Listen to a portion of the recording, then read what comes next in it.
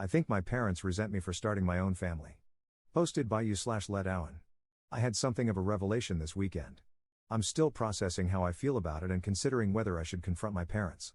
Anyway, here it is. I believe my parents resent me for starting my own family. I, 40M, come from a big family. I'm the second oldest of 9 kids.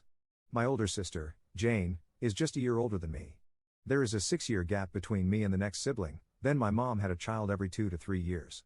Since Jane and I were the oldest, we always helped with the younger kids and the chores around the house. In fact, it was common for my parents and other adults to refer to us as Jane and Op and the kids. It was like Jane and I weren't considered children, we were more like 2 other adults living in the house. We were homeschooled, so we were home all the time. Part of my job was to wake up, make breakfast for the kids, and get them started with their school or activities before I started my own schoolwork. Jane would sleep in because she was more of a night owl, and it was her job to help at night with the baby, because there was always a baby. Jane and I did most of the chores around the house. We took turns either cleaning the kitchen or doing the laundry, of which there was a lot. I did all the guy stuff, like mowing the yard and taking out the trash. As I got older, I would delegate some of these chores to my younger brothers, but it was still my responsibility to make sure they got done.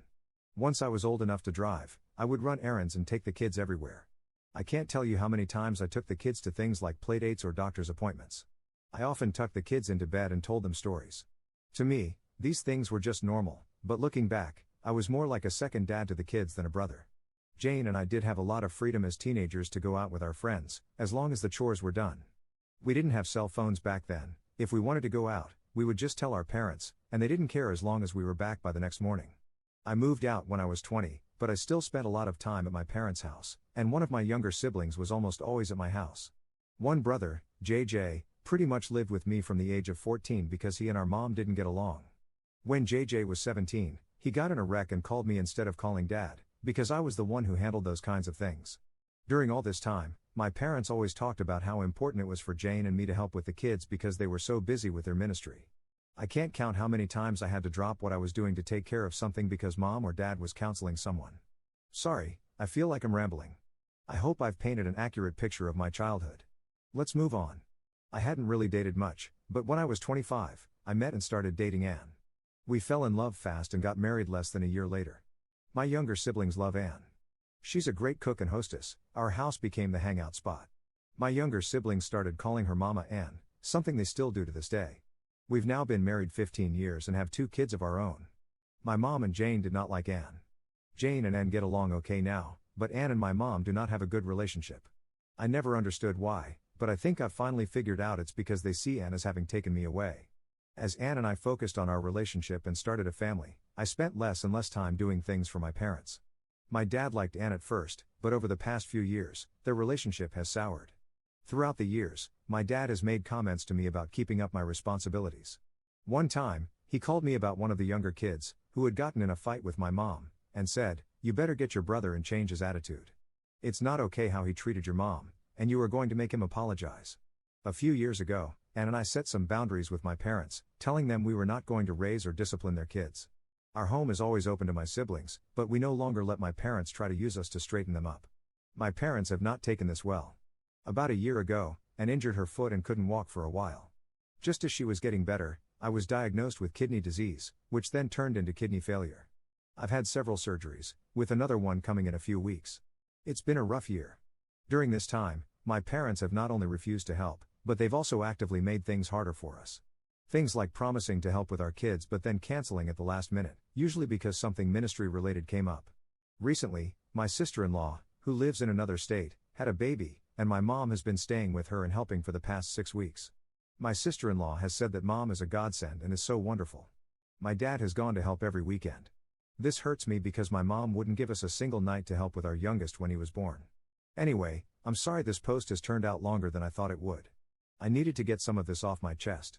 This weekend, I was talking to another sister and telling her how I don't understand why Mom and Dad don't treat me like they do the rest of the kids, even Jane. It's like I'm not one of their children. And it just kind of hit me that they resent me for getting married, starting my own family, and leaving them to raise their own kids. Part of me is relieved to finally realize why they treat me like they do, and part of me is sad. I'm kind of scared about this upcoming surgery, and I really wish I had a parent I could talk to about it. But I don't feel like I have parents, just some people I co-parented my siblings with. /relevant comments. Commenter. Your parents used religion as an excuse not to parent. It was extremely poor parenting, and it was wrong of them to expect you to do the job they should have been doing. Your parents need a wake-up call about their selfishness. Hit them hard with what they've done wrong, then go no contact. You don't need that kind of negativity in your life. Ops response. That's hard to hear, but you might be right. Commenter 2. Your parents seem so absent from your life. I am so sorry that has happened to you.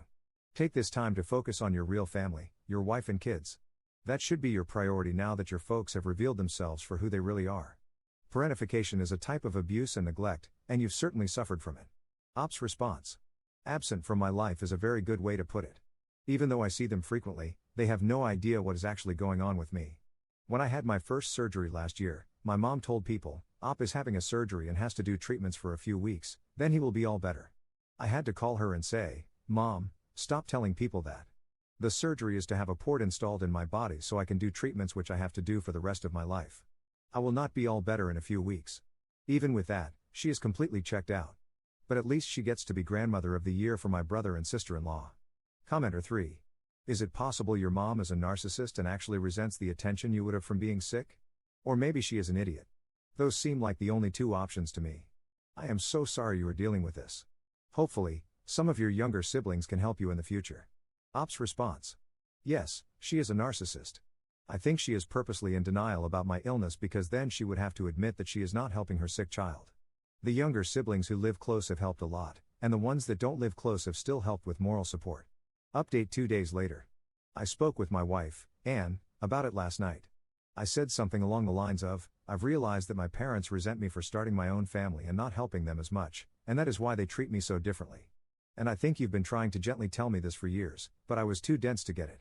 We were sitting in bed at the time, and she leaned over, patted me on the head, and said, You are so pretty. I laughed for like 10 minutes. It was a great emotional release. A lot of you said she sounds wonderful, and she really is. I just can't express how much I love her. About Jane, my older sister, Jane did get married and start a family about 2 years after I did. Jane and I had a falling out and didn't speak for several years, but we're okay now, just not very close. Our falling out was more about religion than anything. She is very religious, like my parents, while I am not. I am religious, and we attend church, but it's not our whole life like it is for my parents and Jane. Younger siblings, the youngest is 22, so they are all adults now. The second youngest passed away several years ago, so there are 8 of us now. I am very close with all my younger siblings.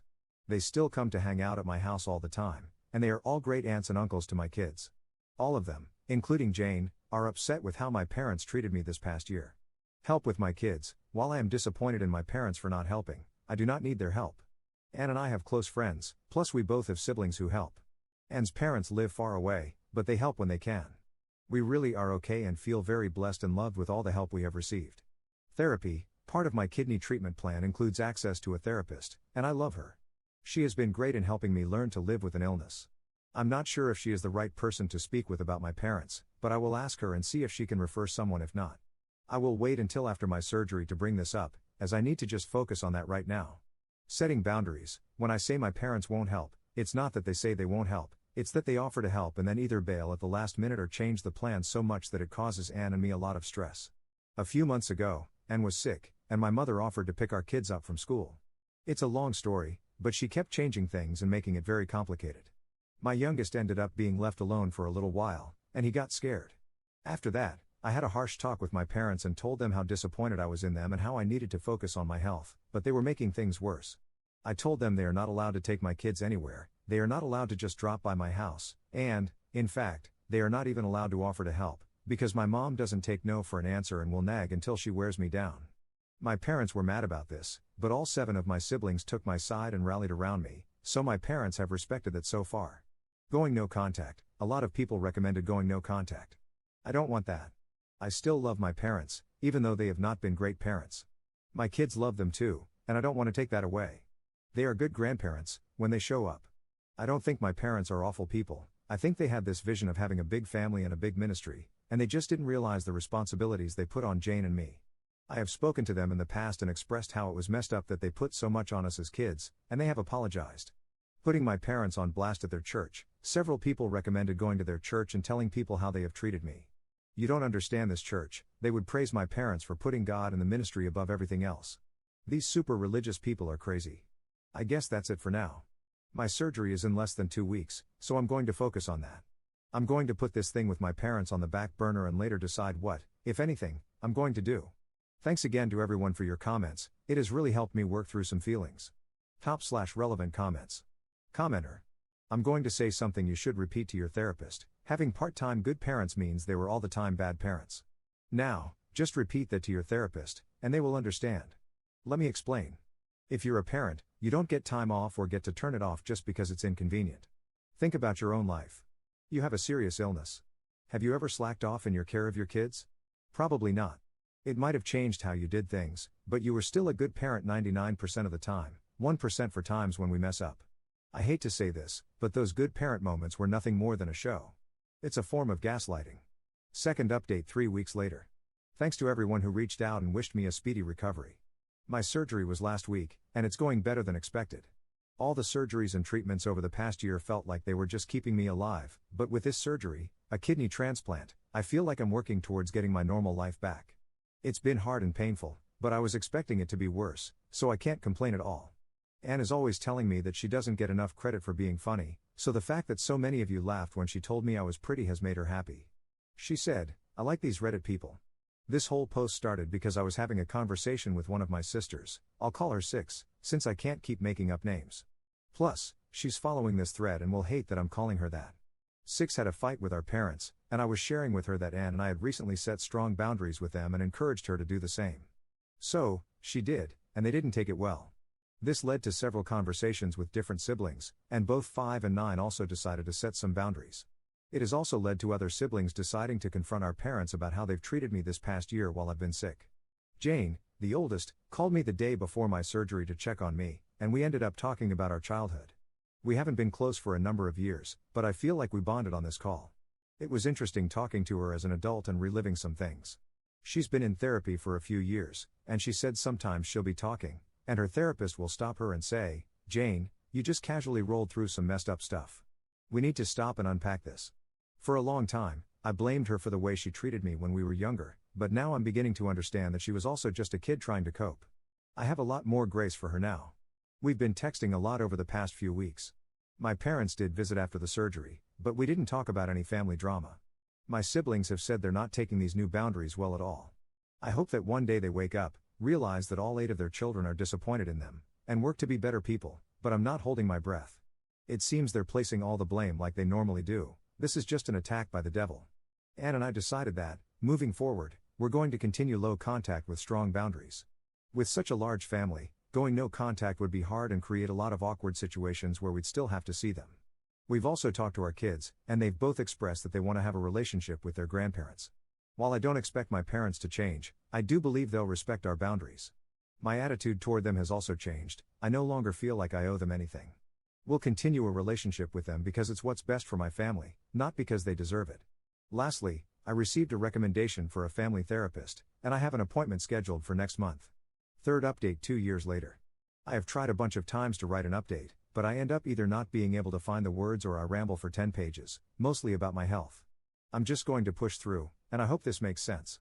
Shortly after my first post, I had a kidney transplant, May of 2023.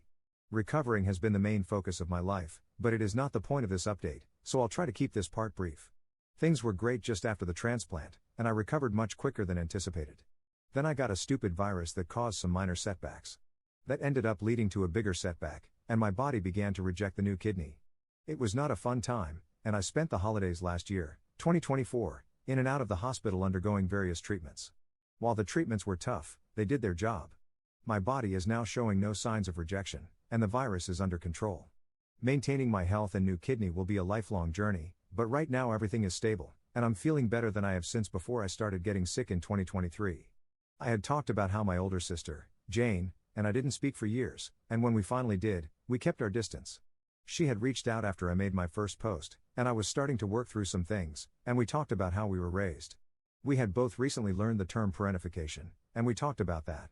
We trauma bonded, another term I had recently learned, and started talking more. Her family ended up coming to town late in 2023 and stayed for a few weeks, and we really got a chance to talk and connect. I had judged her harshly for things she had done during our childhood, but came to realize she was just a kid who was under a lot of pressure, forced to raise a bunch of kids, and she was desperate to have some control in her life, and it just happened to be me. There were lots of tears and apologies on both sides because I was not always kind to her either. We have become closer than we ever have been and talk a couple of times a month. My family is going to visit her family this summer. Our kids are excited, as they have become close as well. I'm not sure how to tackle this next part about my parents. My first post was prompted because some drama with my parents and several siblings had come to a head, including how my parents had not been helpful while I was dealing with my kidney issues. We all banded together and set strong boundaries with our parents, which they did not take well at first. Someone said, "It sounds like you and your siblings are bullying your parents into being better people, and that might be the best way to describe what happened." Just before my surgery, I had a very blunt conversation with my parents. I had prepared for it and written out key points I wanted to say. I was not angry when we spoke and just clearly laid out several examples of how they had not only failed to help but had made things harder for my family while I was sick. I basically told them I did not need or want their help because I could not trust them. Something about that, and my siblings all coming together, seemed to make something click with my dad. He didn't say much at the time, but he also didn't defend himself or try to shift the blame. Over the next few months, they would text about once a week to check in. If we were feeling up to it, I would invite them to stop by, and they did. A few times they offered to drop off a meal, and we accepted. The few times I was not feeling up to it, they did not push. This was all part of the boundaries I had set, and they respected it. A lot of things started changing over that year. Honestly, I think someone showed them my post, my siblings all knew about it, and I think everyone in the comments calling them out had an effect. So thanks to everyone for that. They quit their church, which was a shocker to all of us.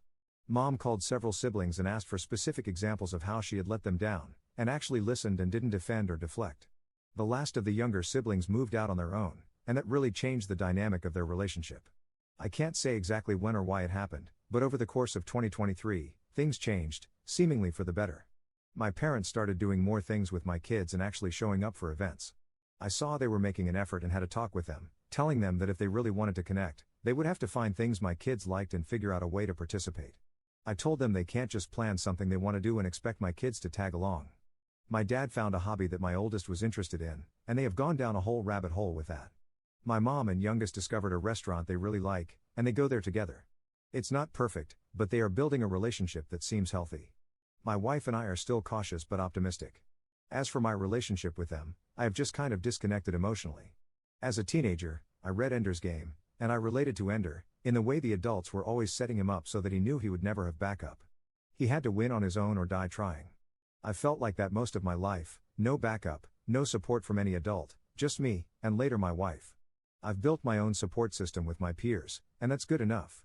I'm glad my kids are finally getting decent grandparents, but I'll never have a serious conversation with my parents about what's going on with me. On hard days, I have my wife and a few close friends, and I feel incredibly lucky, as that's more than a lot of people. Well, I'm going to stop there before I really start to just ramble. Thanks to everyone who has reached out to offer support and kind words. Hearing stories from people with similar backgrounds can be very comforting.